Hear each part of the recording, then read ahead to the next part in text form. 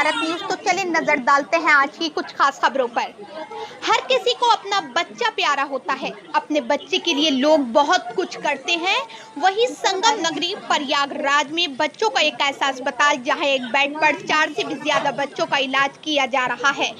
संगम नगरी प्रयागराज का इकलौता बच्चों का अस्पताल सरोजनी नायडू बाल चिकित्सालय जो चिल्ड्रन अस्पताल के नाम से मशहूर है।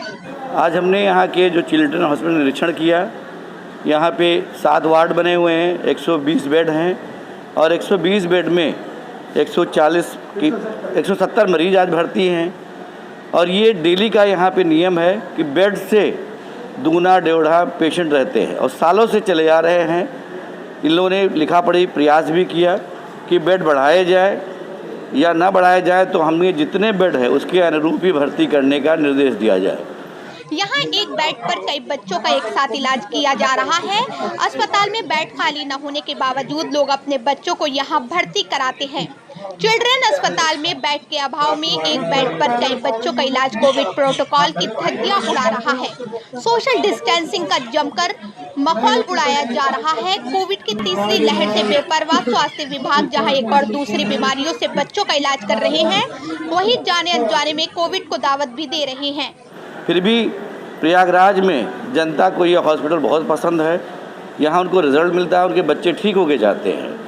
तो इसी कारण आकर के ये भर्ती होते हैं और डॉक्टर साहब से निवेदन करते हैं कि हम एक बेड पे 2-3 रह लेंगे, लेकिन मेरे बच्चे का यही इलाज किया जाए।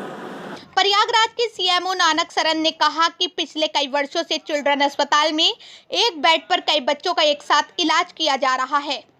बेड खाली न होने के बावजूद लोग अपने पेशेंट को भर्ती करते हैं। बच्चे के साथ आए अटेंडेंट कहते हैं कि एक बेड पर 2 या 4 लोग रह लेंगे, लेकिन हमारे बच्चे को एडमिट कर लिया जाए। बच्चों के लिए बेहतर अस्पताल होने की वजह से यहाँ पर किसी भी मर्ज से मरने वालों की संख्या बेहद कम होने की वजह से भीड़ बनी रहती है।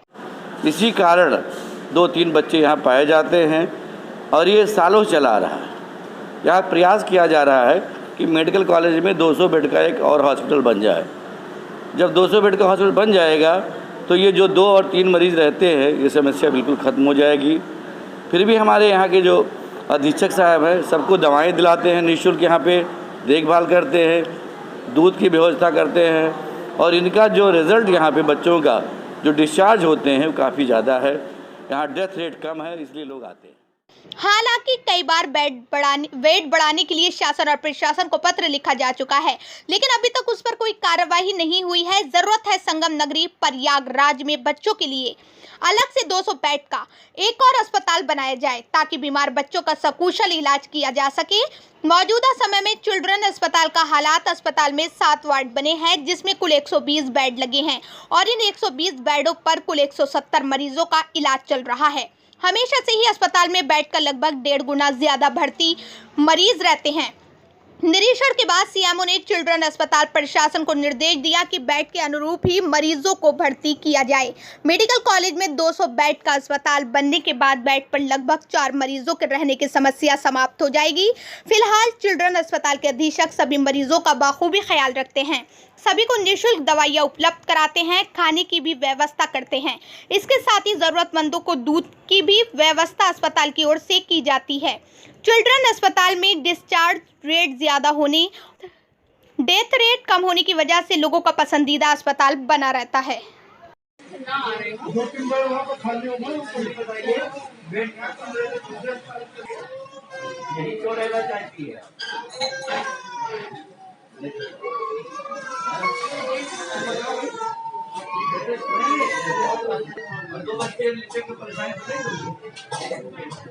कोई परेशानी नहीं, कोई परेशानी नहीं, 2 बच्चे तभी कोई परेशानी।